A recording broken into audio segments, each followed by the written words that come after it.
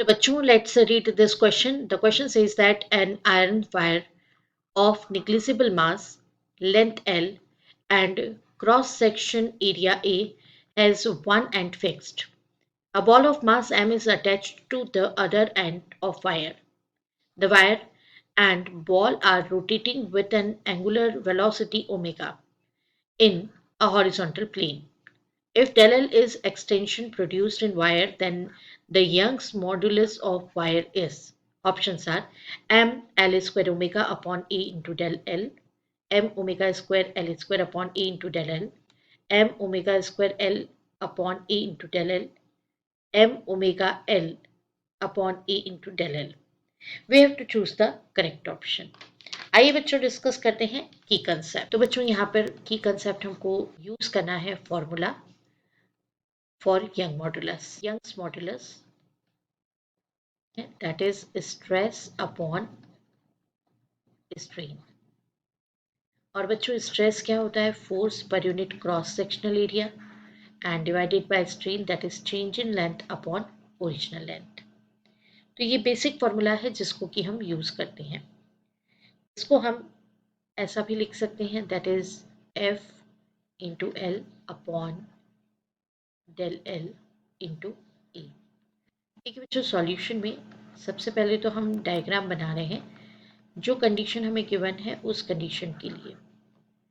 For example हम top view देख रहे हैं हॉरिजॉन्टल केबल का, और यहाँ पर अटैच किया है बॉल।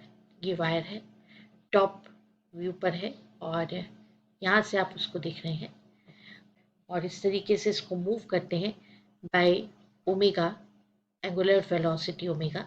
मास m है इसको हमने मूव किया, थोड़ा सा लेंथ इसका क्या हो जाएगा? बढ़ जाएगा, इंक्रीज हो जाएगा। अगर ये प्रीवियसली लेंथ l है तो वेट की वजह से इसमें कुछ चेंज आ जाएगा, दैट इज डेल l, इतना लेंथ इसका बढ़ जाएगा। और यहाँ पे ये एक एंड कैसा रखा हुआ है? यहाँ पे हमने फिक्स्ड रखा हुआ है टेबल पे। तो अगर ये फिक्स्ड एंड है, सेंटर मान करके फिक्स्ड एंड को, एंड ड्यू टू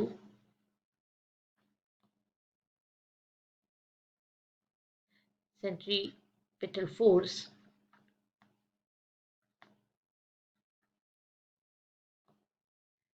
Fc, जिसका वैल्यू इन जनरल तो हम mv स्क्वायर बाई आर लेते हैं, लेकिन अगर एंगुलर वेलोसिटी के टर्म में लेना हो तो हम लेते हैं m ओमेगा स्क्वायर आर। अब यहाँ पर r का वैल्यू l के इक्वल है, रेडियस, क्योंकि ये पूरा एक अपना इस तरीके से मोमेंट लेकर के और एक पूरा कंप्लीट क्या करेगा? सर्कल कंप्लीट करेगा।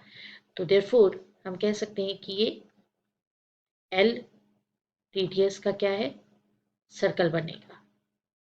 तो r का वैल्यू कितना होगा? l के इक्वल। तो therefore Fc is equals to m omega square l हो जाएगा। तो फोर्स का वैल्यू जो है वो किसके इक्वल आ रहा है? Force on ball, that is equals to m omega square l। Therefore y का कैलकुलेशन हम करेंगे। f का वैल्यू यहाँ पे